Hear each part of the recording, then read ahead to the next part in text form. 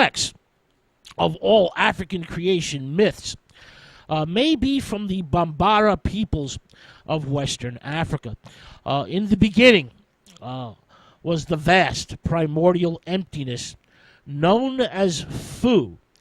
The first thing to emerge from this empty vortex of nothingness was the Gla Gla Zu, also known as Gla, or knowing. This knowing, this Gla Gla Zu, then emits a voice of emptiness from which its twin, Da, arises. Daya, excuse me. Now, from Gla and Daya spring forth a damp matter, like cold rust, which hardens into icy, shiny objects that fill up the primordial void. The twin divine beings then transverse their vast domain, causing a wind of fire to melt the icy bodies of matter. In this sacred melting, all things become possible, a potential that is filled with silence and invisibility. Gla and Daya then withdraw their energies into themselves, and everything solidifies anew. Then all things melted once more.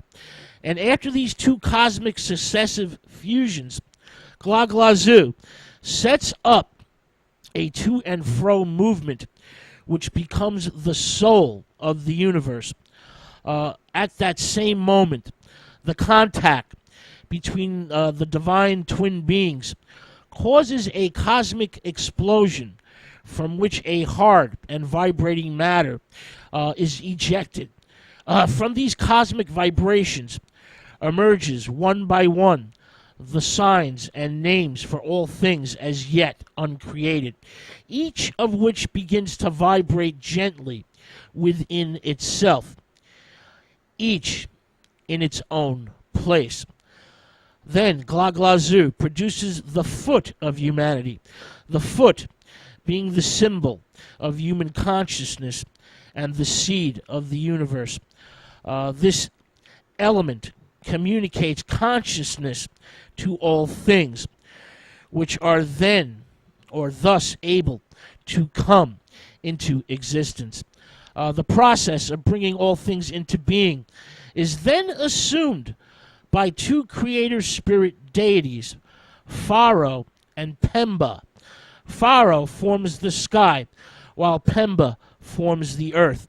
Then together they establish the four cardinal directions.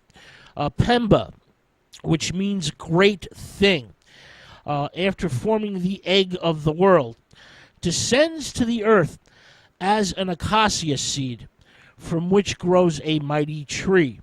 The tree then dies, and from the wood, Pemba generates human souls, and a female being, which Pemba then impregnates in order to help engender all humanity and animal life. Pemba creates the first woman and then makes her pregnant.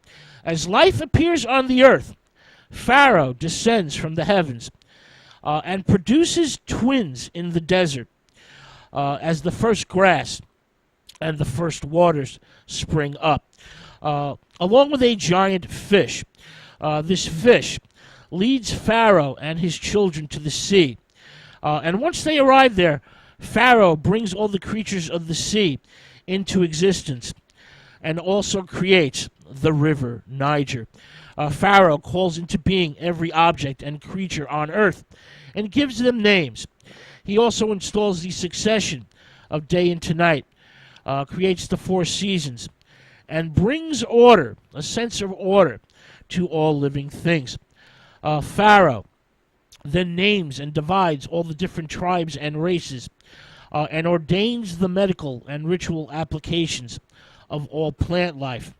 Of course, then Pharaoh returns to the sky. All right. With that thought, we're going to take another short musical break. When we return, we're going to examine African myths that deal with the origins of sex and death. But first, some more music.